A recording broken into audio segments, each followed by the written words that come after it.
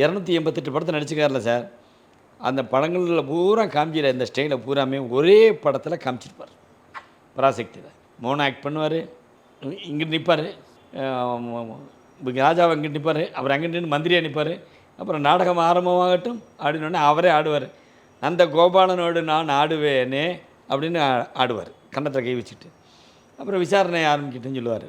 இப்படி இந்த மூணு ஆக்டிங்லாம் பண்ணிகிட்டு இருக்கும்போதே தங்கை கல்யாணிகிட்ட தவறாக நடக்க முயற்சி பண்ணுவாங்க. அவங்கள பூரா அடிப்பார். இந்த காட்சிகளில் பூரா டைலாக் எழுதியிருப்பார் கலைஞர். வரலாறு அரசியலை கிண்டல் பண்ணுற மாதிரி.